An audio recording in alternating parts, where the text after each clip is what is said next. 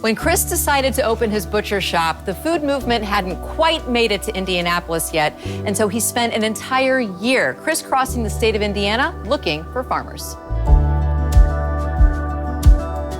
I knew that we had to find suppliers that we could build relationships with, that they really cared about their product, that their livelihood depended on that product, that we weren't just a number to them or just another account to them. And I don't even know if I necessarily consider like it has to be local, but to me at the time it just made more sense like to build these relationships that people that were close to us, that were also doing really good quality, and knowing that you're benefiting a small group of people in a larger way rather than a large group of people in a very small way. And so yeah, we spent a lot of time at a lot of different farms, a lot of different producers. I just really really enjoyed that part of it.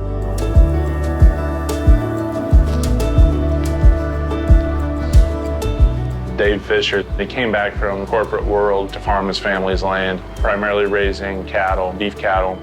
All the beef in our butcher shop and a lot of beef that we use at Smoking Goose is from his farm.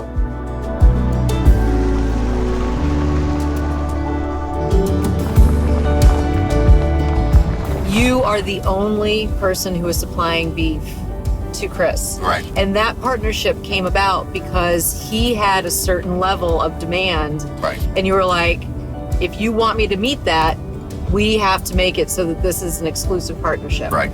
And it works well for both of us. And that really helped us marketing-wise. I can go to other chefs and say, we're the sole supplier to Goose the Market and Chris. He's got such a great reputation and knows his meat so well. I always look for him also for feedback. What a great relationship. Yeah. Really enjoy working with Chris.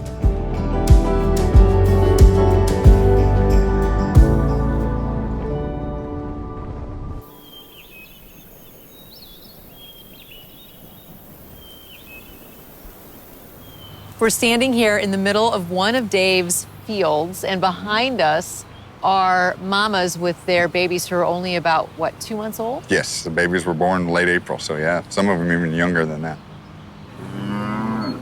A lot of people are talking about what cows eat, like Sure. Corn versus grass. Kind of talk about why you feed what you feed to your animals. Sure. So they'll start off born out on pasture. All our calves are born out on pasture. They'll stay with their mamas for about 6 months. By the time they're 6 months old, they're already 600 pounds. Oh, wow. Yeah. So we'll take the calf away from the mama, and then at that time, we're feeding them a diet of grass, but we'll also supplement it with distiller's grains, as well as maybe some silage that we make from either corn or from grass. What we're trying to do is to make sure their entire life they're gaining at least 2 pounds per day.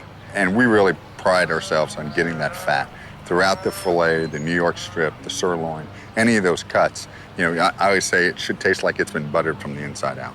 And I'm sure that this is why, when Chris, and he's looking for that full flavor, not only in the butcher case, but then to make all of these sausages and charcuterie out of, having that fat permeate the entire animal is critical for him. It is. And you want every bite to have that. That is not just one cut.